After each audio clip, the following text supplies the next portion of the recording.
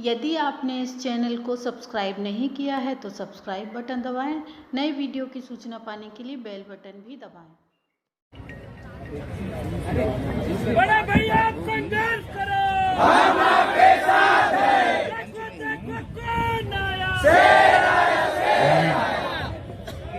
सामने सामने चेयर छत्तीसगढ़िया सबले बढ़िया। आदर्श जी बता रहे हैं कान जय जोहार जय छत्तीसगढ़िया।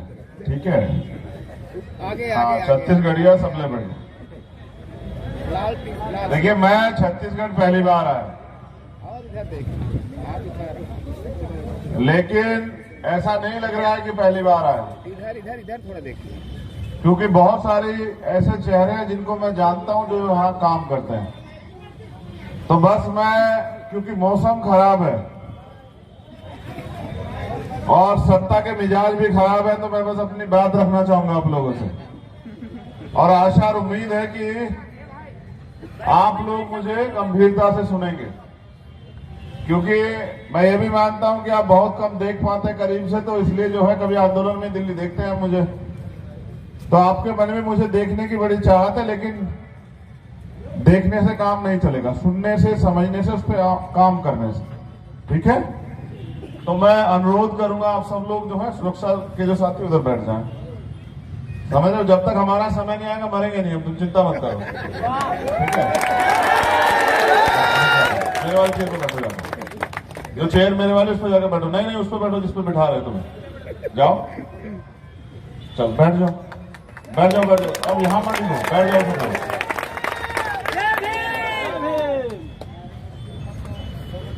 तो अपनी बात रखें, तैयार है आप लोग सुनने के लिए? करुणा के सागर तथागत गौतम बुद्ध, संत श्रोमणी सतगुरु रविदास जी महाराज, भगवान वाल्मीकि महाराज, गुरु नानक देव, संत कबीर, गुरु घासीदास जी महाराज, परिवर्तन के नायक राष्ट्रपिता ज्योतिबा फूले, छत्रपति साहू जी महाराज, मां फातिमा शेख, मां फातिमा, मां सावित्रीबाई फूले, छत्रपति शिवाजी महाराज, संत गाडगे जी महाराज, पेरियर रामा नायकर स्वामी,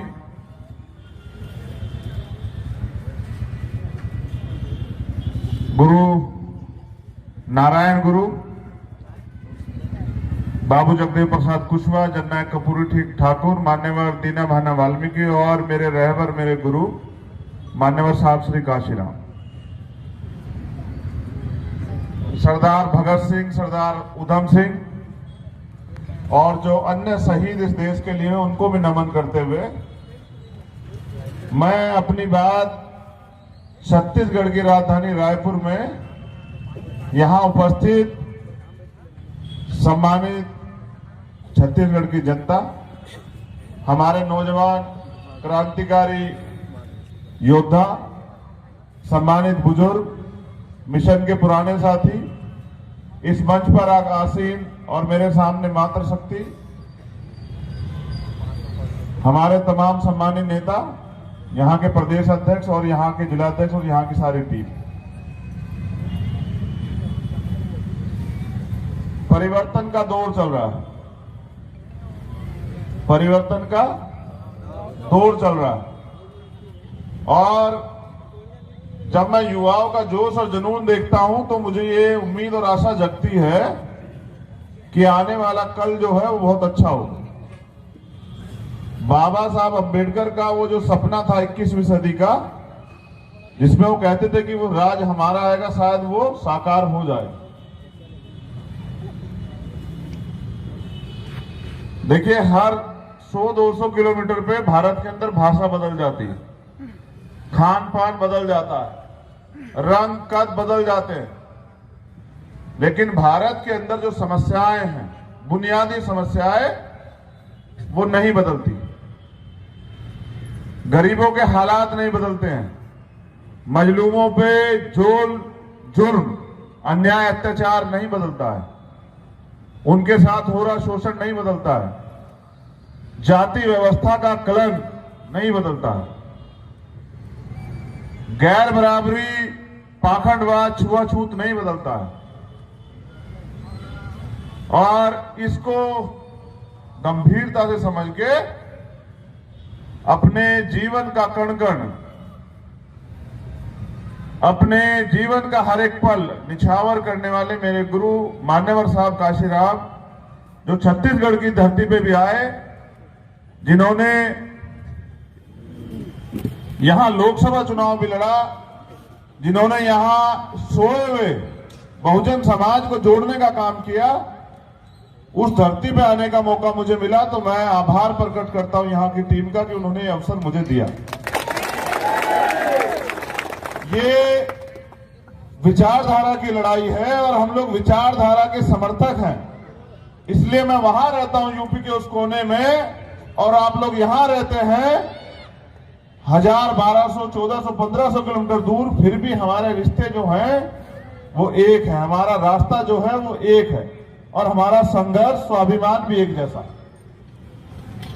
तो ये एक आंदोलन जिसकी जानकारी मुझे माननीय अध्यक्ष ने दी कि रखा गया है, जिसमें उन्होंने बताया कि सरकार और प्रदेश की सरकार और केंद्र सरकार से उनकी मांगे हैं, तो मैं बिना उन मांगों को जाने कहना चाहता हूं कि जब तक सत्ता की ताकत आपके हाथ में नहीं आएगी, आपकी कोई मांग पूरी नहीं होने वाली। ये बात आप बहुत बेहतर तरीके से जान लें, क्योंकि अगर ये लोग मांगने से मांग पूरी कर देते तो शायद आज इतनी बड़ी संख्या में हमें इकट्ठा नहीं होना पड़ता।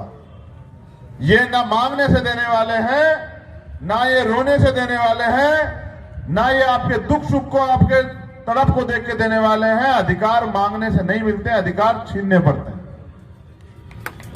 अगर टुकड़ों में बटा बहुजन समाज, जिसके टुकड़े होने की जिम्मेदारी मेरे पास नहीं है, क्योंकि वो तो पहले से टुकड़ों में बटा हुआ है, मैंने तो उसे कश्मीर से लेकर कन्याकुमारी जोड़ने का काम किया है।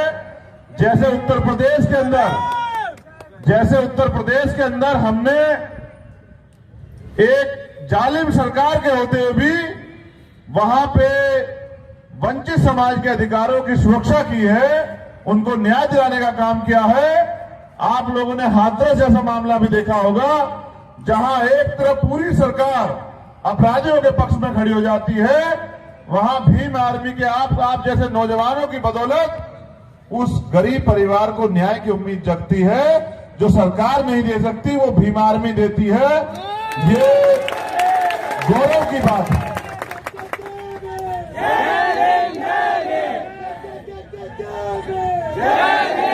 मैं यहां तमाम तरह की विषमताएं हैं, वो ज्ञापन अगर अध्यक्ष जी के पास होगा तो एक बार मुझे दे दें, तो मैं उसकी चंद लाइनें आपके आगे पढ़ दूंगा। लेकिन मैं अब ज्यादा ये ज्ञापन पढ़ने में भरोसा नहीं रखता हूं, क्योंकि मुझे लगता है कि हमें जमीनी लेवल पे जाके वापस काम करना पड़ेगा। और जो लोग जागे हुए लोग, उनको, जो पहले से कैडराई लोग हैं उनको, जो हम तैयार कर रहे हैं, शिक्षित कर रहे हैं, प्रशिक्षित कर रहे हैं, उनको अगर हम इकट्ठा कर लें और इस लड़ाई को उनको समझा दें, कैडराइज करके अगर हम मिशन मूवमेंट के लिए निकल जाएं, तो क्योंकि मैं छत्तीसगढ़ आज आया हूं, मैं इस पर चर्चा करूंगा, यहाँ के भौगोलिक परिस्थितियों पे, यहाँ की जातिगत संरचनाओं पे, जातिगत जो है पॉपुलेशन पे, जनसंख्या पे, तब मैं अपने मन से तैयार कर पाऊंगा कि छत्तीसगढ़ को तैयार होने में कितना समय लगेगा। अभी छत्तीसगढ़ तैयार नहीं है। अगर छत्तीसगढ़ तैयार होता तो यहां आपका राज होता, और अगर आपका राज होता तो ये ज्ञापन आके मुझे वहां से यहां पढ़ना नहीं पड़ता। यहां तमाम तरह के संगठन के लोग हैं, यानी कि वो लोग काम तो कर ही रहे हैं, यानी कि उनके अंदर वो अगर यहां है अपना काम छोड़ के, तो उनके अंदर मान, स्वाभिमान, अधिकारों को लेने की लड़ाई तो है। तो मैं सलाम करता हूं, धन्यवाद करता हूं उन लोगों का जो भी संगठन इस लड़ाई को लड़ रहे हैं, और वो अपनी ताकत को, अपने समय को परिवर्तन के लिए लगा रहे हैं। वो परिवर्तन जो आने वाली पीढ़ियां,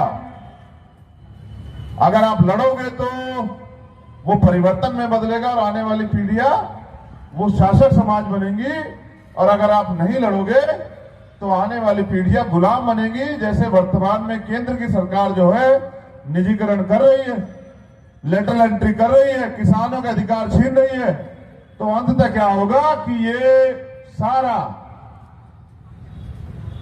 देश, इसका गरीब, इसका मजलूम, इसके सताए हुए वंचित समाज के लोग अपने अधिकारों से वंचित हो जाएंगे। और जैसे आज किसान सड़कों पे हैं, आंदोलन कर रहे हैं, बैंक कर्मी सड़कों पे आंदोलन कर रहे हैं, बीमा कंपनी वाले सड़कों पे आंदोलन कर रहे हैं, नौजवान सड़कों पे हैं, सरकारी डिपार्टमेंट खत्म किए जा रहे आंदोलन कर रहे हैं, तो मुझे लगता है कि अगर ये लोग टुकड़ों में बटे हुए लोग अगर एकजुट हो जाए और एक छत के आगे नीचे आकर आंदोलन करे, तो ये सत्ता ही नहीं रहेगी जो उनके अधिकार छीन रही। तो मैं वो ज्ञापन जरा पढ़ देता हूं, उसके बाद मैं अपनी बात को जो है दोबारा से शुरू करूंगा।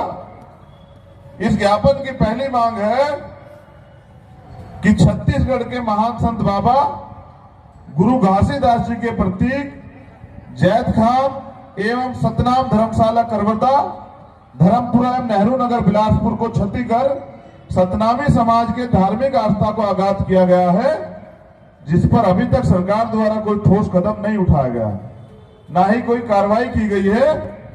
हाँ, हमारे पीड़ित समाज के लोग ये चाहते हैं, पीड़ित ही है अभी तो वो चाहते हैं कि दोषियों पे कड़ी कार्रवाई की जाए और बलौदाबाजार जिले को बाबा गुरु घासीदास जी के नाम पे किया जाए। उनकी दूसरी मांग है कि देश में प्रदेश में बहुजन समाज पे हो रहे अन्याय अत्याचार पे रोक लगाई जाए। तो अन्याय अत्याचार पे रोक कब लगेगी? जब अन्याय अत्याचार करने वाले लोगों को यह पता लग जाएगा कि अब सत्ता की चाबी उन लोगों के हाथ में है कि जो अन्याय अत्याचार करेगा उसका इलाज हो जाएगा, तो अन्याय अत्याचार अपने आप ही रुक जाएंगे।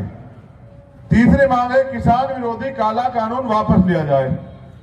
तो किसान तो 100 से ज्यादा दिन हो गए आंदोलन कर रहे हैं, सरकार को तो फर्क नहीं पड़ा, जनता को भी फर्क नहीं पड़ा, क्योंकि जनता को लगता है किसानों की लड़ाई है, किसानों की लड़ाई नहीं है। इस देश का अन्नदाता, इस देश की रीढ़, और उस रीढ़ को सरकार तोड़ देना चाहती है। क्योंकि जब कोरोना काल आया तो जब जीडीपी माइनस में चली गई, तो अगर किसी ने देश की अर्थव्यवस्था को संभाल रखा था तो वो कृषि थी, जो 16% से बढ़ के 20% हो गई, और इसने जीडीपी जो है जीडीपी को संभाल के रखा, और गरीबों को कोरोना काल में लॉकडाउन के समय पेट भरने के लिए राशन मिला। आज उन किसानों को, देश के किसानों को बर्बाद कर देना चाहती है सरकार। और मुझे लगता है कि किसान आंदोलन तो कर रहे हैं, लेकिन अगर किसानों की सरकार होती या उनका प्रतिनिधित्व होता तो शायद ऐसा कानून बनता ही नहीं, और बन भी जाता तो लागू नहीं होता। तो चौथी मांग ये है कि छत्तीसगढ़ में अनुसूचित जाति की 16% आरक्षण तत्काल लागू करे छत्तीसगढ़ सरकार। और मांगने वाला समाज कभी शासक नहीं होता है, तो हर मांग में मैं पढ़ रहा हूं, मांग ही रहे। तो छत्तीसगढ़ सरकार तब आपकी मांग मानेंगे जब आप इनकी कुर्सी जो है इनके नीचे से खींच लोगे, या इनकी कुर्सी को हिला दोगे, इनको पता लग जाएगा कि आप गिरने वाले हो, तो ये अपनी सत्ता की सुरक्षा के लिए आपकी मांग को मान सकते हैं, वरना मुझे तो नहीं लगता कि आपकी मांग को मानेंगे। चौथी मांग ये है कि छत्तीसगढ़ में अनुसूचित जनजाति का जल, जंगल, जमीन का संपूर्ण हक अधिकार जो भारतीय संविधान की 5वीं अनुसूची और 6ठी अनुसूची में है, वो लागू करे राज्य सरकार। और मैं किसी से, क्योंकि मैं संवैधानिक रूप से अपनी बात रखता हूं, तो मैं किसी से नहीं डरता हूं भारतीय संविधान के अलावा। मैं जानता हूं कि यहां की सरकार ने किस तरह आदिवासियों की जमीन छीन छीन के और उनको जो है घुट घुट के मरने के लिए जो है तैयार किया है। तो मुझे सरकार से तो उम्मीद नहीं है, बाकी मुख्यमंत्री कर दे तो बहुत अच्छी बात है। पिछड़ा वर्ग, अल्पसंख्यकों को जनसंख्या के अनुपात में आरक्षण सुनिश्चित करे छत्तीसगढ़ सरकार। और सरकार ने तो किया था, और फिर सुप्रीम कोर्ट से उस पर रोक लगी, और फिर इनसे सुप्रीम कोर्ट ने डाटा मांगा, जो वो पटेल रिपोर्ट है कि भाई आप दे दो तो हम इसको लागू कर देंगे। तो वो तो अब तक नहीं दी, यानी कि वो इनका चुनावी हथकंडा था लोकसभा में आपकी वोट को लूटने के लिए। इस सोए हुए समाज को समझना चाहिए कि ये अगर शोषण करने वाला शोषितों का, सताए हुए लोगों का रहनुमा हो जाएगा, उनका मालिक हो जाएगा, तो ये बात कहीं से सत्य नहीं है। ये अपनी राजनीतिक व्यवस्था को संभालने के लिए आपकी बात कर देंगे, बाबा साहब के जयकारे लगा देंगे, बहुजन समाज के हितों की जो है गाथाएं पढ़ देंगे, लेकिन आप पे काम नहीं करेंगे।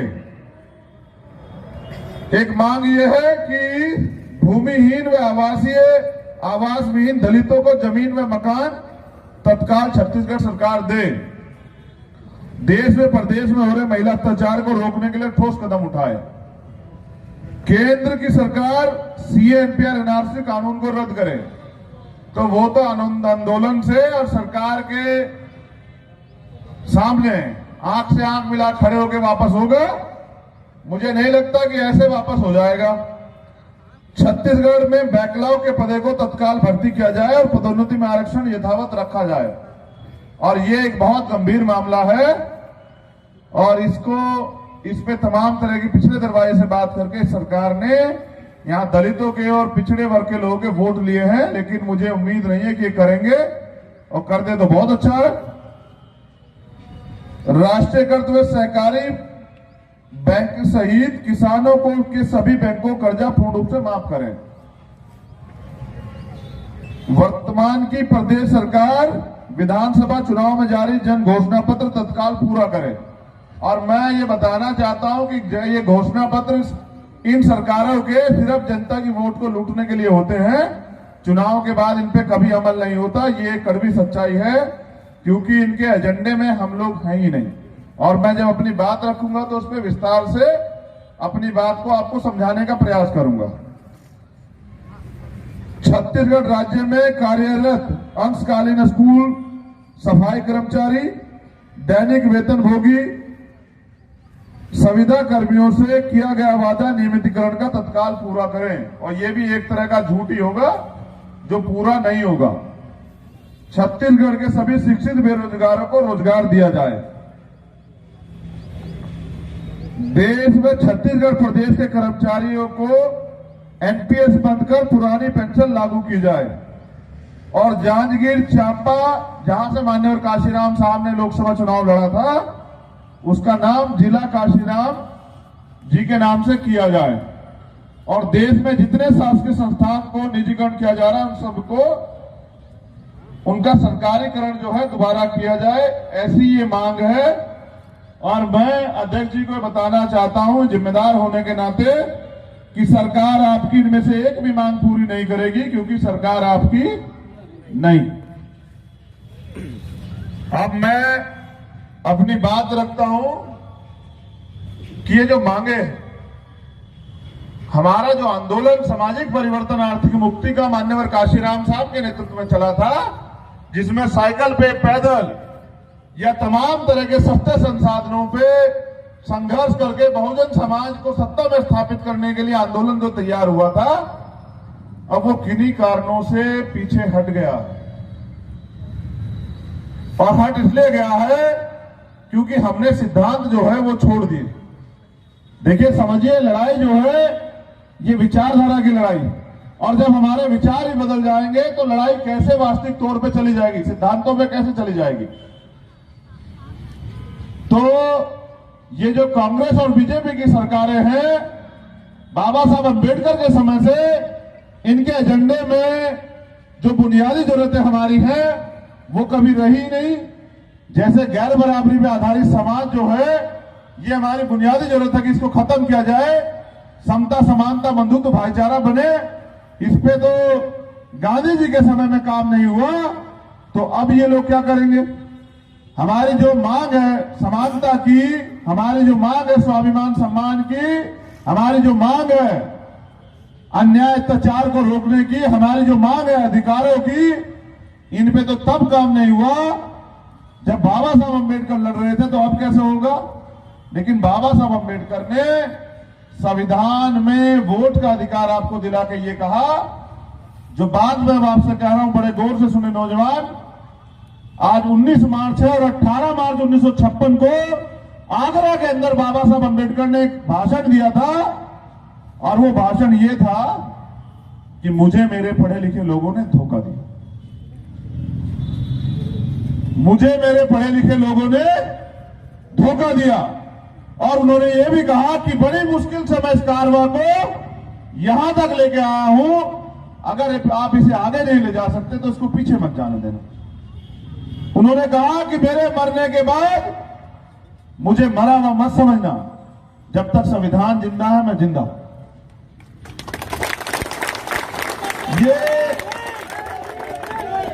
ये भारतीय जनता पार्टी के लोग भारतीय संविधान को खत्म कर देना चाहते हैं, यानी कि मेरे समाज के, बहुजन समाज के लोग अपनी आंखों के सामने बाबा साहब अंबेडकर की हत्या होते देख रहे हैं।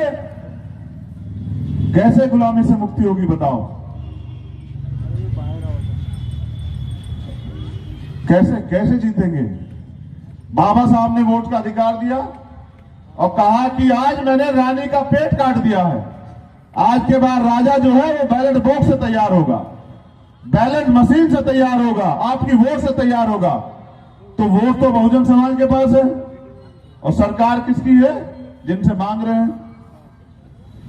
मैं चंद्रशेखर आजाद जब जेल गया था और 16 महीने मैंने एक एक दिन ये सोच के काटे कि जिस दिन मुझे अवसर मिलेगा, जो मैंने सहा है वो किसी और को ना सहना पड़े। इस गैर बराबरी पर आधारित इस व्यवस्था को हम लोग काटने का काम करेंगे।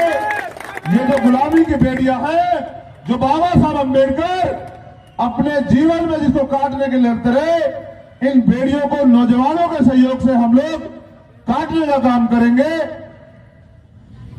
उसके बाद भी आपने देखा होगा कि कई आंदोलन ऐसे हुए, चाहे वो दिल्ली का CA/NPR NRC का आंदोलन हो या तुगलकाबाद मंदिर का आंदोलन हो, कि कभी भी भीम आर्मी के नौजवानों ने हिम्मत नहीं हारी। आपको 2 अप्रैल का आंदोलन भी याद होगा, 2 अप्रैल आने वाली भी है। बिना संघर्ष किए कुछ भी नहीं मिलने वाला है। माननीय काशीराम साहब ये कहते थे, अगर सत्ता चाहिए तो संघर्ष करना पड़ेगा। और छत्तीसगढ़ में कितना संघर्ष हो रहा है ये मुझे नौजवानों को बताने की जरूरत नहीं। अगर संघर्ष कोई कर रहा है पूरे भारत के अंदर, तो मैं पूरी जिम्मेदारी से कह रहा हूं कि अपने प्राणों की परवाह न करते हुए भीम आर्मी के नौजवान एक एक दिन, एक एक रात, आंधी तूफान को न देखते हुए मेहनत करते हैं, आंदोलन करते हैं, जेल जाते हैं, मुकदमे के ऊपर लगते हैं, और कोई राजनीतिक पार्टी उनके साथ नहीं खड़ी होती। इसलिए मैंने आजाद समाज पार्टी का निर्माण किया, क्योंकि हमें सत्ता के साथ व्यवस्था परिवर्तन करना है। क्योंकि अगर सत्ता हमारे हाथ में नहीं होगी तो आंदोलनों से, अगर आप चाहते हैं सामाजिक परिवर्तन हो, आप चाहते हैं आर्थिक मुक्ति का आंदोलन चले, आर्थिक मुक्ति हो, आर्थिक सशक्तिकरण हो, तो उसके लिए आपको सत्ता को प्राप्त करना पड़ेगा। क्योंकि सब पॉलिटिक्स इज द मास्टर की, राजनीतिक सत्ता वो चाबी है जो आपके सारे ताले खोल देगी। तो जब जिन लोगों के भरोसे हम लड़ रहे थे, उन्होंने तो बहुत लंबे समय से पहले हमें कह दिया कि हम तो इनको जानते नहीं है, ये तो RSS के एजेंट है, ये तो भाजपा के एजेंट है। फिर कुछ दिनों बाद उनको लगा कि नहीं, ये बात तो सकारात्मक नहीं हो रही है, ये तो पूर्ण रूप से जो है बाबा साहब अम्बेडकर की विचारधारा को पालन कर रहे हैं। तो उन्होंने कहा ये तो कांग्रेस के एजेंट है, ये तो फलानी पार्टी का एजेंट है। मैं ये कहता हूं छत्तीसगढ़ की धरती पे कि मैं बहुजन समाज का सबसे बड़ा एजेंट हूं, और बहुजन समाज को सत्ता में स्थापित करके बाबा साहब अम्बेडकर और माननीय काशीराम साहब का बहुजन राज का सपना जो है मैं पूरा करूंगा। और मैं एजेंट हूं बहुजन समाज का और रहूंगा, और जब तक मेरे शरीर में लहू का आखिरी कतरा रहेगा, मैं ना बिकने वाला आपका भाई रहूंगा, मैं नेता नहीं बनना चाहता हूं। मैंने पहले भी ये कहा था कि वो नोट नहीं बना जो आपके भाई को खरीद ले, क्योंकि मैंने माननीय काशीराम साहब की असली पीड़ा को देखा है। पीड़ा ये थी कि जिसको तैयार किया गया उसने अपने निजी स्वार्थ में कहीं पैसों के आगे, कहीं MP MLA के पद के आगे, कहीं किसी और सुविधा के आगे अपने घुटने टेक दिए इस व्यवस्था के सामने। तो उनका आंदोलन जो है अगर चलाना इतना आसान होता तो पता नहीं कितने काशीराम पैदा हो जाते। ना तो बाबा साहब अम्बेडकर दोबारा पैदा हो सकते हैं, ना मान्यवर काशीराम साहब दोबारा पैदा हो सकते हैं, ना ही कोई और महापुरुष दोबारा पैदा हो सकता है। अगर उनका कारवा का बढ़ाना है तो अपने दिमाग में जाके सोचना कि उनका कारवा उनके सिद्धांतों के बिना आगे बढ़ जाएगा क्या। इसलिए भीम आर्मी की जरूरत पड़ी, क्योंकि दबे कुचले समाज के लोग की जो ऐतिहासिक जरूरतें हैं उनको पूरा करना, और अगर वो पूरा करने की बात है तो संविधान में सारे अधिकार दिए गए हैं, पूरा खुद में खुद हो जाता, अधिकार मिल जाते हैं।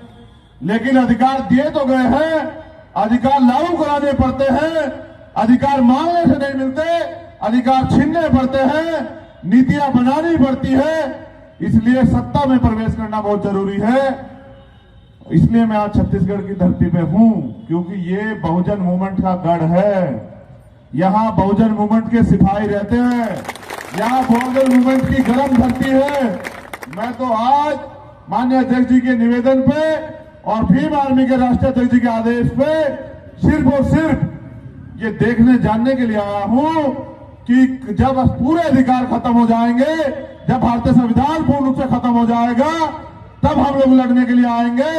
अब तो बैलेट भी नहीं बचा, अब तो सरकार ईवीएम से बन जाती है। आप जितने लोग यहां बैठे हैं, आप सब लोग ये कहेंगे ईवीएम से वोट की चोरी हो रही है। मैं ये पूछना चाहता हूं कि अगर ईवीएम से वोट की चोरी हो रही है तो ये जो चुनाव लोग लड़ने जाते हैं, ये ईवीएम मशीन से चुनाव लड़ने क्यों जाते हैं? हमने तो छत्तीसगढ़ में कोई चुनाव भी नहीं लड़ा है। जब उनको ये पता है कि ईवीएम से वोट चोरी हो जाएंगी तो वो क्या हमें धोखा देने के लिए चुनाव लड़ने जाते हैं? मैं ये कहता हूं कि ईवीएम में खराबी है। मैं यहां मगर पहले पूरे भारत के अंदर हर गांव स्तर तक अपने संगठन को मजबूती से तैयार करूंगा। जैसे हमने 2 अप्रैल का आंदोलन लड़ा था, हम अपने प्राणों के बलिदान देते हुए भी इस देश के लोकतंत्र को, संविधान को बचाने के लिए 2 अप्रैल जैसा आंदोलन ईवीएम के खिलाफ भी लड़ेंगे।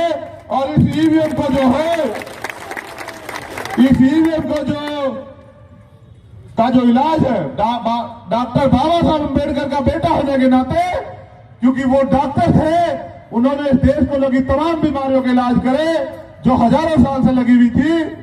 इस ईवीएम का इलाज भी डॉक्टर बाबा साहब अम्बेडकर का बेटा आप सब लोगों के सहयोग से करेगा। आप लोग याद रखिएगा मेरी बात को। तो मैं ये नौजवानों से पूछना चाहता हूं कि ये लेटरल एंट्री कर रहे हैं, ये निजीकरण कर रहे हैं। हमारे मां बाप ने अपने खून पसीने कमाई से, उधार लेके साहूकार से अपना पेट काट के हमें पढ़ा के तैयार किया कि इनको सरकारी नौकरी मिलेगी। जब सरकारी डिपार्टमेंट ही नहीं रहेंगे तो तुम्हें सरकारी नौकरी कहां से मिलेगी बताओ? जब संविधान ही नहीं बचेगा तो तुम्हारा सम्मान कहां से सुरक्षित रहेगा? मैं छत्तीसगढ़ की धरती पे, जो गुरु घासीदास जी की धरती है, सतनामी धरती है, मैं ये आह्वान करता हूं नौजवानों से, बुजुर्गों से, महिलाओं से, बहनों से, अपने छोटे प्यारे बच्चों से कि आओ, खड़े हो जाओ, एकजुट हो जाओ और वास्तविक चीजों को पहचानो। अगर आज आप ये सोचते हैं कि भाजपा कांग्रेस आपकी देशी है, तो फिर मैं ये कह सकता हूं कि आप ये समझ ही नहीं पाए कि आपका दुश्मन कौन है और दोस्त कौन है। तो मैंने बहुत दिन पहले सुना था कि मुर्दा लोग मिशन नहीं चलाते और जिंदा लोग रुकने नहीं देते, और जिंदा काम होने के नाते मैंने निर्णय लिया अपने साथियों के सहयोग से कि हम मिशन चलाएंगे। और वो मिशन जो है, वो अधूरा मिशन जिसको मान्यवर काशीराम साहब छोड़ के गए हैं, वो पूरा करना है। और वो सत्ता के चरणों में बैठ के पूरा नहीं हो सकता। उसके लिए आंदोलन करना पड़ेगा, उसके लिए लड़ना पड़ेगा। और उनका एक नारा था, नौजवान नहीं पढ़ते हैं इसलिए मुझे बताना पड़ रहा है कि उनका नारा था कि आरक्षण से लेंगे एसपीडीएम और वोट से लेंगे सीएम-पीएम।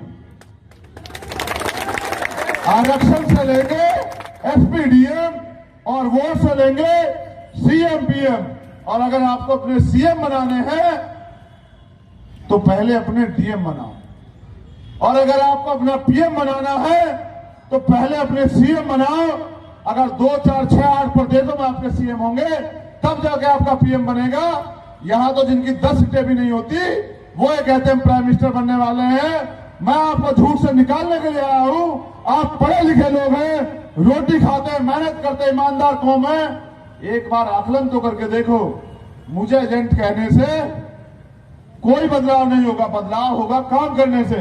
और जैसा मैंने आपको बताया कि हमारे तो खिलाफ ये मौसम भी है और हमारे खिलाफ तो तमाम वो लोग हैं जो परिवर्तन के खिलाफ है। इस मौसम से तो हम लोग नहीं डरते और हम उनसे भी नहीं डरते। इसलिए मैं कहना चाहता हूं कि अगर आप लोग जल्दी तैयार नहीं हुए तो आने वाले कल में आपके सारे अधिकार छिन जाएंगे और जब आपके पास कोई अधिकार नहीं रहेगा तो आपका जीवन ऐसा हो जाएगा जैसे पहले था, जैसे जानवरों की तरह पहले जीते थे, बिना अधिकार के, अधिकारों से वंचित। ऐसे आप दोबारा हो जाएंगे।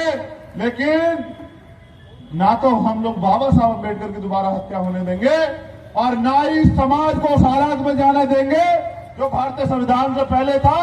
आज हम लोग संकल्प लेते हैं कि छत्तीसगढ़ में भी गांव गांव जाके साइकिल यात्रा से छोटी छोटी पंचायतें करके, मीटिंग करके, वॉल पेंटिंग करके हम बहुजन मिशन को दोबारा खड़ा करेंगे और गरीबों का राज स्थापित करने के लिए आंदोलन को चलाएंगे। मैं ऐसी आशा और उम्मीद करता हूं कि हमारे नौजवान साथी और पुराने जो कैटेगरी लोग हैं वो इस आंदोलन में हमारी मदद करेंगे। मैं जानना चाहता हूं क्या आप लोग हमारी मदद करेंगे? जो लोग दोनों हाथ उठाएंगे मैं उनको ये मांगूंगा कि वो मदद करेंगे। जो लोग एक हाथ उठाएंगे मैं ये सोचूंगा कि अभी वो तैयार नहीं है।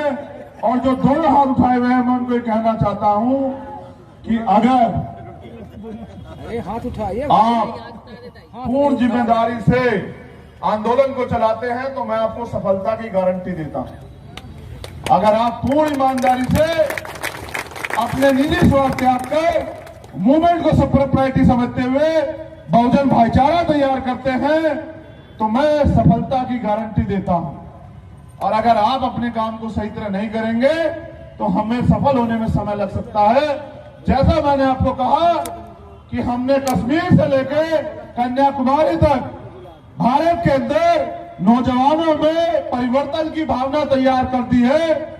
अगर पहले से प्रशिक्षित लोग यानी कि जोश के साथ अनुभव हमारे साथ आ जाएगा, वो हमारे नौजवानों को कैटराइज करने में मदद कराएगा तो हमारी स्पीड जो है वो बुलेट ट्रेन से ज्यादा जो है तेज हो जाएगी। और वो दिन दूर नहीं जब बाबा साहब अम्बेडकर का और माननीय काशीराम साहब का सपना पूरा होगा। अब मैं आपसे ये भी पूछना चाहता हूं, क्या आप ये दिन देखना चाहेंगे कि जिस अवस्था में हम लोग पहले जीते थे संविधान से पहले, क्या आप उस जीवन को दोबारा जीना चाहते हैं? कितने लोग हैं जो दोबारा जीना चाहते हैं? कितने लोग हैं जो गुलामी की बेड़ियां काटना चाहते हैं? बताओ। तो इसका मतलब आज ये भी मानते हैं ना कि अभी आप गुलाम हैं। जिनका राज नहीं होता वो गुलाम होते हैं। तो इसलिए मैं आपसे कह रहा हूं कि मैं छत्तीसगढ़ आया जरूर हूं पहली बार, लेकिन मैं आखिरी बार नहीं आया हूं। मैं छत्तीसगढ़ आऊंगा भी, छत्तीसगढ़ में मेहनत भी करूंगा, संगठन भी तैयार करूंगा और आपको विश्वास भी दिलाता हूं ईमानदार होने के नाते कि लंबे समय से मैं देख रहा हूं कि जिसकी सफलता नहीं रोकी जाती, जिसको रोका नहीं जा सकता, उसकी बुराई की जा सकती है, उस पर आरोप लगाए जा सकते हैं।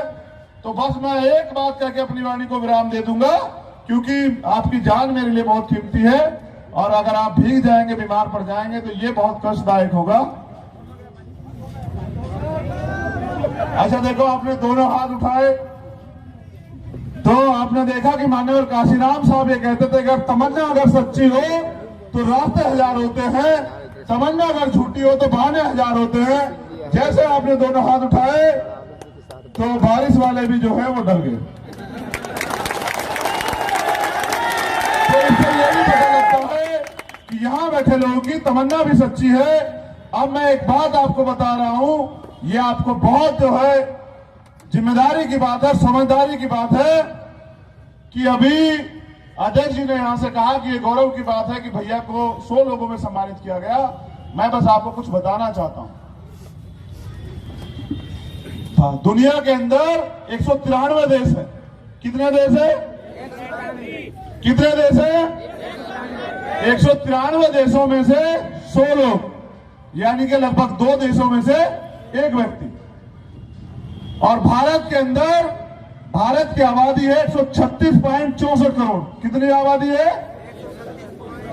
लगभग 137 करोड़। उनमें से 1 व्यक्ति, कितने व्यक्ति?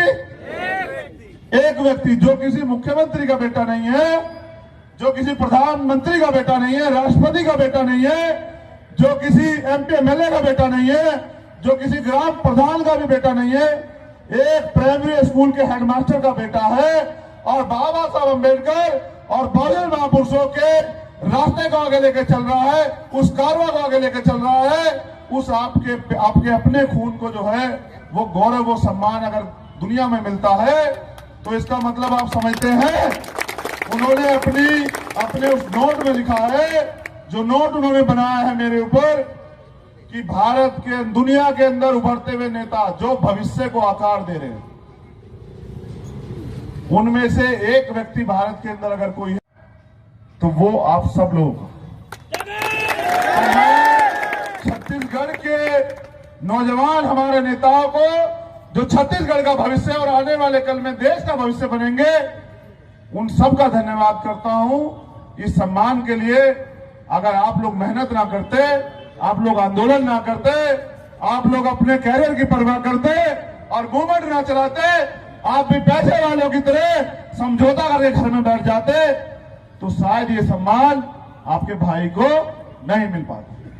तो मैं दोबारा से धन्यवाद करता हूं और मैं आशा उम्मीद करता हूं कि ये सोया हुआ समाज जो ताकतवर तो बहुत है, इतना ताकतवर है कि पहाड़ का सीना काट के रास्ता बना देता है। दशरथ मांझी याद है या नहीं है?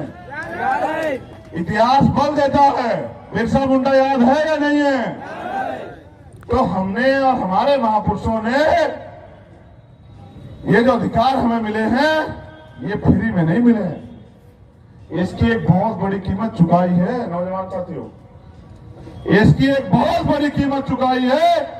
उसके बाद जो है इस भारत को लोकतंत्र मिला और इस भारत को संविधान मिला और आपको भी बराबरी के अधिकार मिले। लेकिन वो अधिकार अभी संविधान में है, वो लागू नहीं हुए, क्योंकि बाबा साहब अम्बेडकर ये कहते हैं कि संविधान कितना भी अच्छा हो, अगर उसको चलाने वाले हाथ बुरे हैं, उनकी नीयत बुरी है, उनकी नीति बुरी है, तो अंततः संविधान बुरा ही साबित होगा। और उन्होंने कहा कि संविधान कितना भी बुरा हो, अगर चलाने वाले हाथ अच्छे हैं, उनकी नीयत अच्छी है, उनकी नीति अच्छी है, तो अंत संविधान अच्छा ही साबित होगा। तो ये जो लोग सरकारों में बैठे हैं, इनके आगे जनता को इसलिए मांगना पड़ रहा है क्योंकि ना तो इनकी नीयत अच्छी है, ना इनकी नीति अच्छी है। मैं संविधान की तरफ से गारंटी आपको देता हूं कि लोकतंत्र में 7 चीजों की गारंटी, यहां मीडिया के लोग भी खड़े हैं, इसको नोट कर लेना कि 7 चीजों की गारंटी लोकतंत्र में आजाद समाज पार्टी छत्तीसगढ़ के हर एक नागरिक को देगी। अगर छत्तीसगढ़ में आजाद समाज पार्टी का काम आगे बढ़ता है, उनको मौका मिलता है, रोटी, कपड़ा, मकान, चिकित्सा, शिक्षा, सुरक्षा, रोजगार और न्याय, ये 7 की 8 चीजें आजाद समाज पार्टी छत्तीसगढ़ में रहने वाले अंतिम व्यक्ति को देगी, क्योंकि ये संविधान देता है, कोई पार्टी नहीं दे सकती। समझ रहे हैं? बस इन सरकारों ने कभी इस पे बात नहीं की आपसे। यहां पूरे अधिकार हैं, लेकिन सत्ता में वो लोग बैठे, संविधान को वो लोग चला रहे हैं जो लोग नहीं चाहते कि आप लोग आर्थिक रूप से सशक्त हो जाओ। क्योंकि जिस दिन आपके पेट की आग बुझ जाएगी, आपके घर में 20 दिन का राशन होगा और आप एक दिन भी खाली बैठोगे तो किताब पढ़ोगे, किताब से ज्ञान प्राप्त होगा, ज्ञान से शक्ति का निर्माण होगा, और जब आपके पास ज्ञान होगा, शक्ति होगी, तो आप सवाल पैदा करेंगे, और जब आप सवाल पैदा करेंगे तो उसका जवाब भी मिलेगा, क्योंकि जब सवाल ही नहीं होगा तो जवाब कहां से मिलेगा। तो इसलिए लोग चाहते हैं कि हम लोग सिर्फ रोटी की लड़ाई लड़ते रहें, हम लोग सिर्फ रोटी पे ध्यान रखें, हम लोग छोटी छोटी चीजों में फंसे रहे और जो बड़ा अधिकार है सत्ता उसकी तरफ ना देखे। मैं आज छत्तीसगढ़ में बताने आया हूं कि सत्ता भगवान नहीं होती, लेकिन भगवान से कम भी नहीं होती। एक मरे हुए व्यक्ति को सत्ता जिंदा नहीं कर सकती, लेकिन यहां शासन प्रशासन के लोग हैं, आईबी इंटेलिजेंस के लोग भी होंगे। एक मरे हुए व्यक्ति को सत्ता जिंदा नहीं कर सकती, वरना सारे काम जो है सत्ता का दुरुपयोग करके आज ये सरकारें कर रही।